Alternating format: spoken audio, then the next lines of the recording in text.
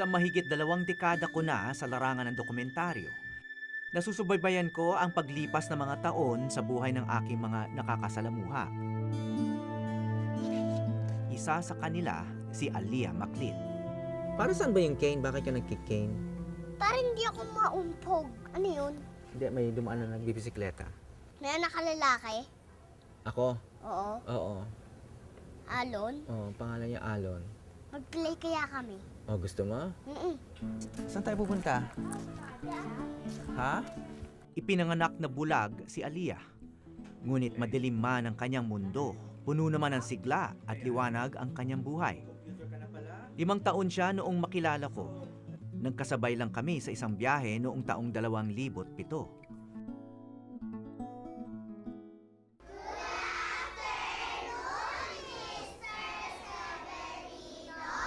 Oh, si Aliyah, nasa front row. Naalala mo pa ako? Para sa inyo. Uy, thank Mga letters po. Okay, galing... Oh, 9 na taon na siya noong sumunod kaming magkita. okay. Pati sa mga kasama ko, meron din. Salamat. Gusto na? Okay lang po. Okay, Ang tagal kita hinintay. Oo. Matagal natin di nagkita eh. Oo nga. Namimiss na kita.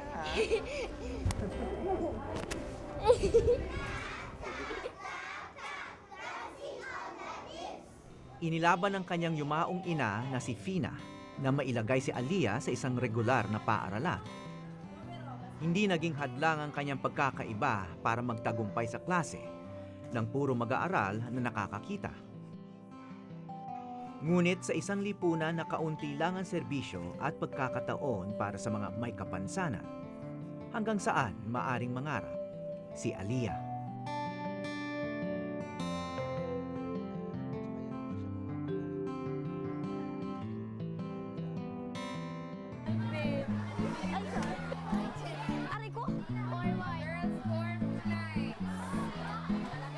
Grade 6 na si Aliyah sa Barangka Elementary School sa Marikina. It's PE time, it's PE time. La la la la la. I wanna dance. Sa pagbilang sa mga tulad ni Aliyah sa mga regular na klase, nasanay ang ibang mga bata sa kanila. Korunda rin kayo dyan eh.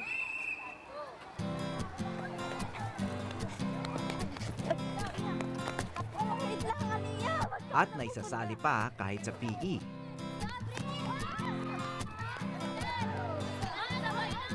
Sabay lang, mami! Ma'am! Hi! Ika dito. Ayan. Ayoko nga. May ipinakilala siya sa aming isa pang bulag na estudyante, si Renzo. Yung... Patunay sila na may mga pintunang nabubuksan para sa persons with disabilities. Ngunit ayon kay Aliyah mismo, may mga kaklase siya na sarado pa rin ang isip. Nakaka-disappoint kasi mayroong mga tao na sabihin na po natin na halimbawa, periodical test ng English, nakakuha ka ng 45/50. Sasabihin sa'yo, ay, kaya mo lang nakuha yung test na yan kasi naawa sa'yo yung teacher, itinuro sa'yo sagot. Yung parang nakaka-disappoint na, bakit? Pagka-blind po ba, wala na, hindi rin po ba kami katulad nyo na may kakayahan din? Eh lahat naman po ng tao binigyan ng Diyos ng kakayahan. So yun po yung nararamdaman ko. Honor student pa rin si Aliyah. So, Aliyah, nanalo ka pala ng Photography Award, Best in Still Life. Opo. Ito bang litrato mo, itong bulaklak? Opo. Ganda. Anong klaseng bulaklak daw yan? Hindi ko na po maalala kung anong klaseng flower siya. So, ang ginawa mo muna, hinipo mo muna yung bulaklak Opo. bago mo kinunan. Opo. Yung pala yung style ng photography mo, kailangan mo munang Opo. hawakan Opo. at sukatin. Opo. Kasi po kada sukat, meron po siyang equivalent na shot. Halimbawa sa muka, kapag malapitan, parang ito lang yung makukunan. Ito, pagka nilayo mong ganyan, buo. Kasi po, doon ko po sa photography natutunan na kada ganun ng camera, meron siyang equivalent na shot. Pag sobrang lapit, kung ano lang malapit, yun lang makukunan. Kapag malayo naman na ganyan, pwede mo siyang makunan ng buo. Tapos kapag sa tao naman, pag 10 steps, half lang, yung mukha lang. Pag 20 steps na pa-backward, yun na po yung full shot. Ganun po. Galing. Galing mong paliwanag. Mas magaling ka pa mong paliwanag ng photography kaysa sa akin. Ala!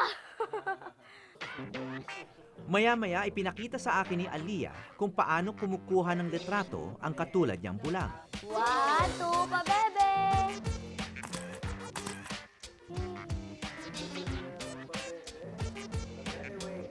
One, two, pa bebe! One, Oh, pabebe, wait.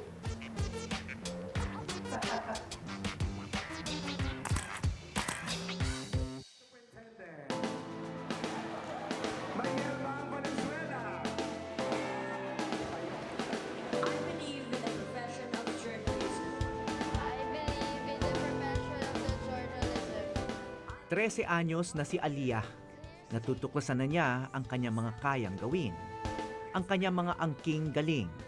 At ngayon, pangarap niyang maging isang journalist. It's the journalism of humanity It's a journalism of humanity, of and for today's world. of and for today's world.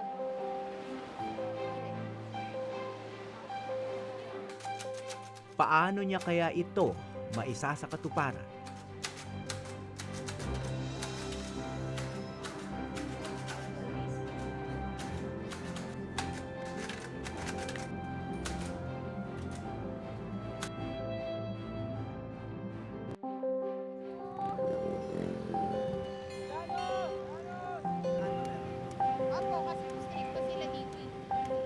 Kadalasang puno ang araw ni Aliyah. Ngayon, may competition pa siya dito sa Marikina Sports Center. Ang kanyang ate Ayat ang naging pangunahing cheerleader ni Aliyah mula nang mamatay ang kanilang ina noong taong 2010.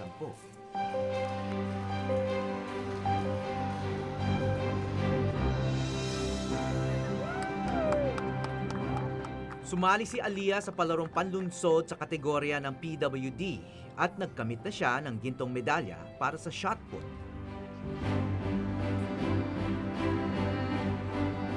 Para makasali naman sa karera ng takbo, kailangan ni Aliyah ng partner.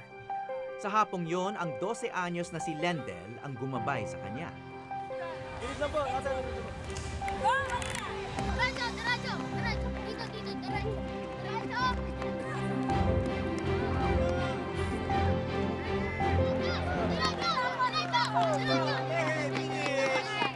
Kasi noon, pag iniisip ko, konting may maririnig lang ako about Aliyah na hindi ka pwede sa system na to, wala kaming sistema para sa kapatid mo.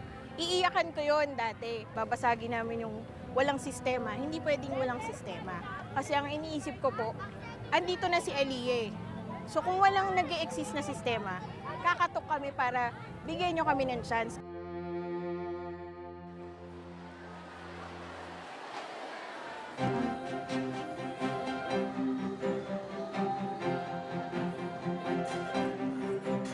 Noong nagdaang Sabado, isang makasaysayang pangyayari ang naganap sa Metro Manila Young Writers Conference and Contest. Sa kauna-unahang pagkakataon, pinayagan ng isang bulag na sumali sa paliksahang ito, kung saan may 1,000 estudyante ang kalahok.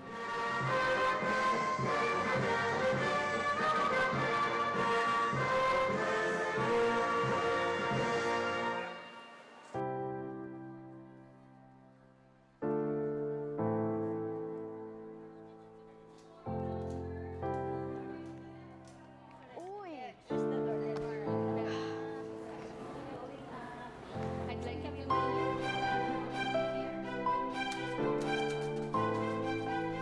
Ang katuwang ni Aliyah sa kompetisyon ang special education teacher na si Olive Pagulayan. Siya ang magsasali ng mga isinulat sa braille ni Aliyah sa alpabetikong Pilipino. Okay, join the listahan at work. News writing sa Filipino ang kategoryang sinalihan niya. Tungkol pa sa photography ang paksa nila.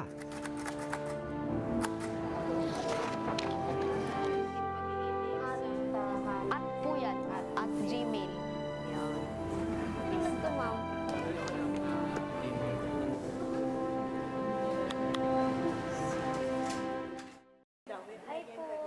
Yeah, si Aliyah. Nagkita kami pagkatapos ng kompetisyon. Okay. Sige, Matagal dito pa muna. raw malalaman Sige, ang why not? resulta. Okay. Siguro iniisip ng iba na manunood nito, no? Parang, di ba napakahirap maging isang journalist kung bulag ka? Nakakapag-isip naman po ako. Nakakapagsulat naman po ako sa braille. Itatranscribe nga lang. So, pwede pa rin ako maging journalist kahit blind ako. At ganoon din po yung mga ibang blind din na katulad ko. Okay, kanina may sumali ka sa isang kompetisyon. No? Kumusta naman yon? Mahirap.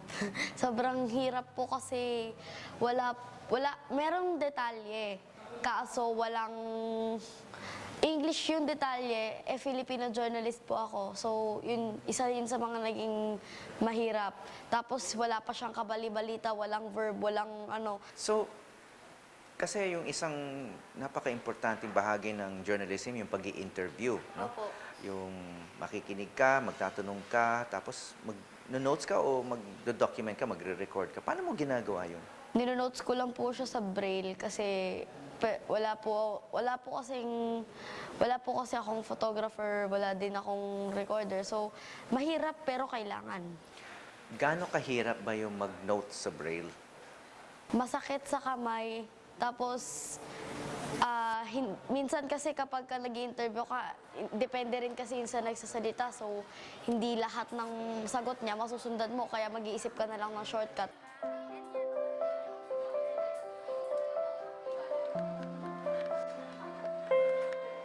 Ngayon, meron akong dala para sa'yo na mas praktikal. Ulit? Hindi, ito naman, yun pasalubong. Yung pasalubong. Ito pamasko na. Ano kaya yan? Ay, surprise nga. Ito binubuksan ko pa lang. Okay. Siya'y, kailangan pag-aralan pa kung paano gamitin. Siya'y isang digital voice recorder. Wow! Yes! Okay, ito yung kahon. Oo, yan ang kahon. Yan ang nandyan sa loob. Okay, so ito yung pinaka-microphone niya. Okay. Ngayon, kung kailangan mong pakinggan naman yung recording mo, Isinama ko si Aliyah sa museo ng GSIS sa Pasay, kung saan isang paligsahan din ang nagaganap noong Sabado rin yun.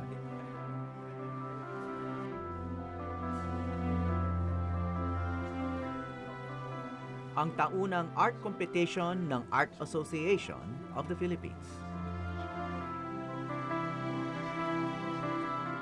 Doon niya makikilala ang isang tao na maaring magturo sa kanya ng ibang pagtingin.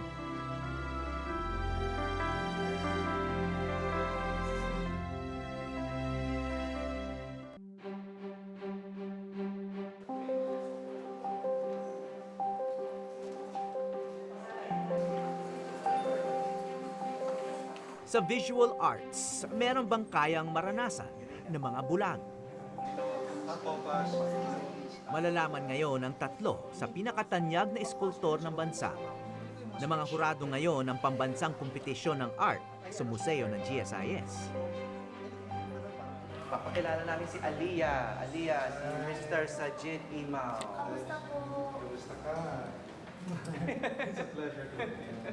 Isa sa kanila si Sajid Imaw. Campus journalist, nag-aaral din siya ng journalism. Ipinakilala ko si Sajid kay Aliyah at siya ang naging kauna-unahang sikat na interview ng dalagitang nangangarap maging journalist.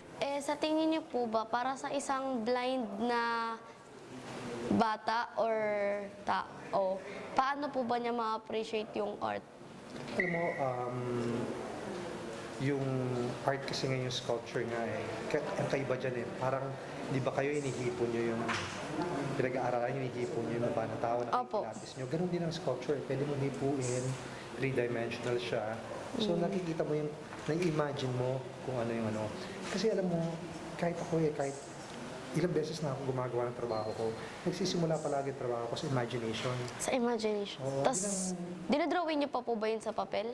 Minsan hindi. Madalas dire-diretso na ako, explore ko. Kasi Ang mas galing. iba yung feeling, no? Iba yung ini-sculpt mo ng dalawang kamay mo. Para maipaliwanag ni Sajid ang eskultura kay Aliyah, isinama niya ito sa pinagtatanghalan ng kompetisyon. Tulad ni Aliyah, may tungkod rin si Sajid. May karamdaman din kasi siya sa mata. Meron siyang retinitis pigmentosa. Ang mga may ganitong kondisyon, hindi nakikita ang nasa gilid at unti-unti raw nabubulag. Si Sajid nga tinuturing ng legally blind. So, papakita ko sa yung mga gusto kong trabaho. Ayan, pararamdam ko sa iyo rin. Yan, yung parang bumabagsak na tubig na, ito yung center figure na to, ito yung parang pagbagsak. Tapos yan, yung mga iba nagkaroon ng parang ripple effect yung pag nakita mo sa nagmamanifest sa tubig. Ang galing. So yun ang kaibahan ng sculpture. Pwede mo talaga siya ma-appreciate at na-imagine mo kung anong itsura. Saan po?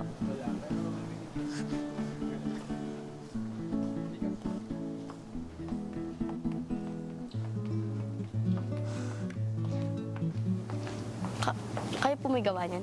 Hindi. Mga entry to sa contest to eh. Sa Nag-judge ako contest. ngayon kasama ni ito. Ito. Arya, come here. Come here. I-introduce yourself. Hello sa'yo. Don't be shy. Ipinakilala ni Sajid ang 8 taong gulang niyang anak ni si Arya. This is for you. You can choose. Pili ka daw. Milig siyang gumawa ng rainbow loom eh. Or you can have both. You can have both. Pili ka daw kung Sure anong gusto mo. ka? Oo, regalo niya raw Ikaw na lang bahala. Tapos you put it on her wrist. Ang bait. Mabait talaga yan. Thank you. Ang sarap po yakapin, nakakagigil ko. Aya, she cannot see so she'll try to feel your face and so she can imagine. how Ang you cute look mo. Grabe. Lumbans talaga yung naging habit niya sa art. Gusto kong pakilala sa'yo si Nakilala rin ni Aliyah ang 2 pang hurado na kasama ni Sajid. Tito Junyi. Sina Junyi Mahusay na sculptor. Tapos ito si Ral, kaibigan ko, isang at Ral Arugante. mahusay siya.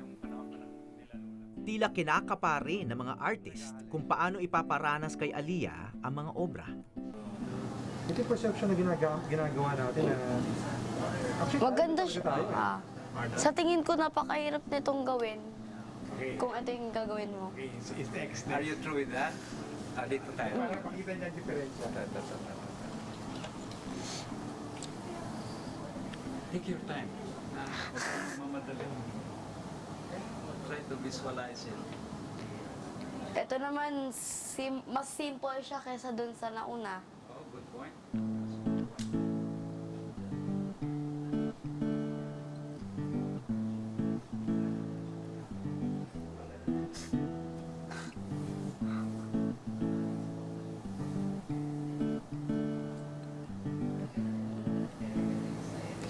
Sa gawang to nakikita ko kasi yung yung simplicity niya kasi yung pagkakaukit niya talagang simple lang talaga siya. Okay. So ayun. Part yan ng sculpture, although separate. Pero part siya. Simple lang din siya. Hindi ko alam kung ito din yung nakikita niya o may iba akong nakikita. Pero sa tingin ko, ito tsaka ito, parang, ano ba siya? Siguro kaya, magkasama to din. Oh, kasama siya. Siguro kaya to ginawa, ito, parang nagsisimula siya sa, yung alam niyo yung tipo ng tao na nagsimula lang sa wala hanggang sa biglang, siya na yung ginagalang, nirespeto. Parang ganon. Yun yung nakikita ko sa gawa niya. So, ayun. Malinis yung namamangha ako talaga. Talaga? Minsan kasi ang mas matagal yung pag-iisip kung anong gagawin. Totoo yun. Yung pag-iwan anong gagawin. Sa totoo lang po kasi dati talagang wala akong sa visual. Siyempre, oo. since blind nga ako, talagang wala akong puso sa visual. Pero nakausap ko pa yung parang, ay, iba pala. You have Iba your pala hands yung- and you Tsaka have na, your hawakan mo na ngayon imagination. yung sculpture. Ang maganda sa mga taong katulad mo, mas nagagamit ang imagination. Alam mo sabi ni Einstein, imagination is more powerful than knowledge, which is true. Which is true. So, Kasi, mas acute ang imagination mo. He uses her hands. Nakikita niyo yung forms niya, not as accurately as the actual Nagkaroon si Aliyah ng bagong pananaw sa sining.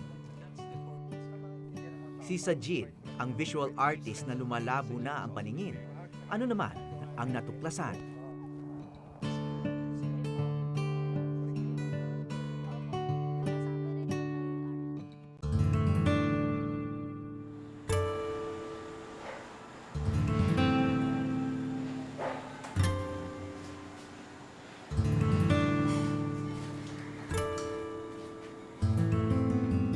Nasa dugo na ni Sajid Imaw ang iskultura.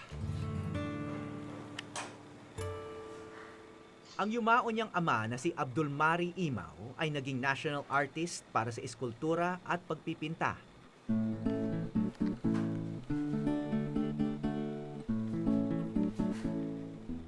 Sila'y tubong holo at mga Moro ang kanilang mga ninuno. Kahit hindi siya lumaki sa tradisyon ng Kristyanismo. Nakakagawa siya ng mga eskultura na nagbibigay inspirasyon sa mga nananampalataya rito.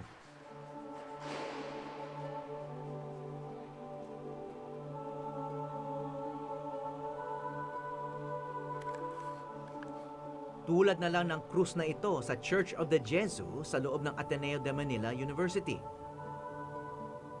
Ang naiiba rito sa Kristo ni Sajid Imaw ay mas bata. Yung nasa crucifix dito kaysa sa karaniwan natin nakikitang Kristo. Kasi kung tutuusin, bata pa naman si Kristo nung namatay.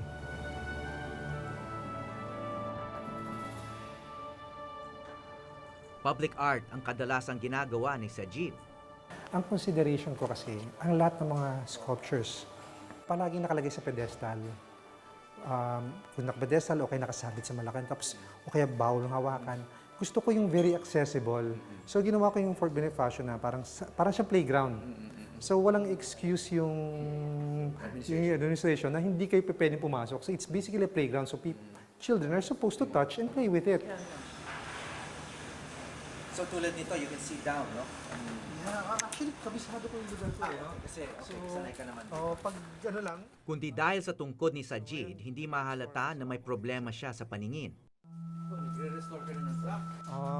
favorite ko yung track eh. It reflects my personality. Gusto ko yung nakakarga ko yung mga trabaho ko.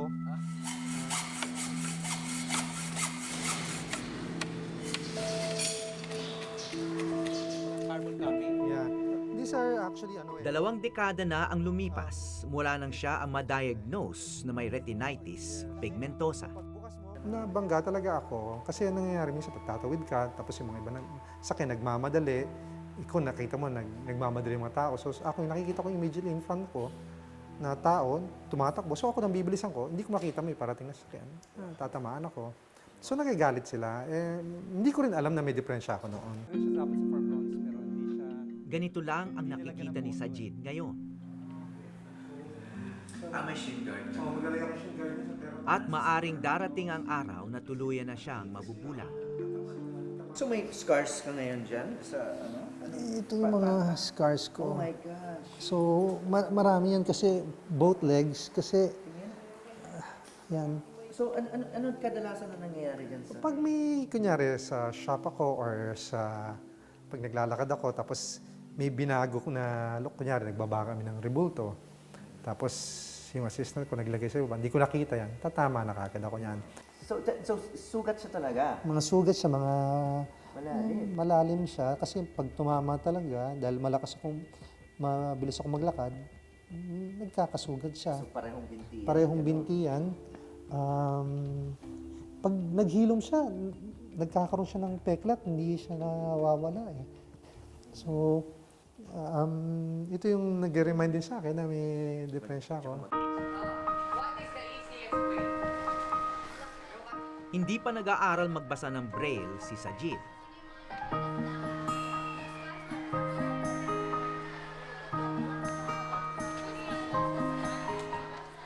Nung una ko siya nakita, nga, tinatry ko yung hide yung tears ko kanina eh. Kasi nakita ko parang pag may nakikita kang yung somebody who's really strong, it makes you weak. Kasi ang mga katulad ni Aliyah, naniniwala ko na mas na-appreciate nila yung blessings.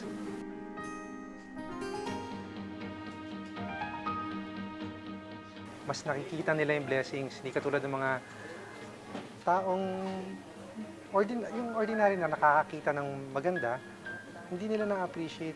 Si Aliyah na-appreciate niya, kaya nararamdaman mo yun. At yun ang gusto kong gayahin. Yun mo yung embrace mo yung blessings mo na madalas take mo for granted. Yun ang importante eh. Actually, hindi ko akalain na ang art pwede mo i-relate sa sarili mo. Kasi ang nasa isip ko dati, art lang yan, wala. Ayan lang, ganyan, drawing mo tapos. Hindi, yun pala, hindi ganon. Yun pala, bawat art, meron pala siyang message na ipinapahiwatig.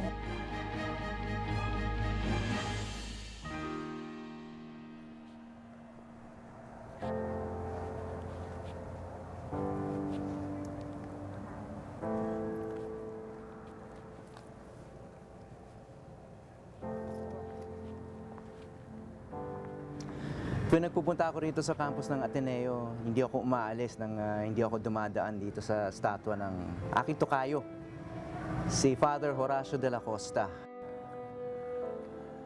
Sabi ng mga naging estudyante niya, talagang kamukha niya ito. Paborito siyang guro ng aking ama at ipinangalan niya ako sa kanya. Pero hindi ko na siya nakilala. Dahil din siguro sa ilang araw namin nakasama sina Aliyah at Sajid, napatitig ako sa mata ni Padre Horacio at parang naaninagan ko kung sino siya. Kung ano siya sa paningin ng aking ama noong high school pa siya. Sa tagal ko nang pinupuntahan si Padre Horacio, noon lang din ako nagtaka kung sinong lumikha ng obrang nagdadala ng aking isip sa ibang panahon.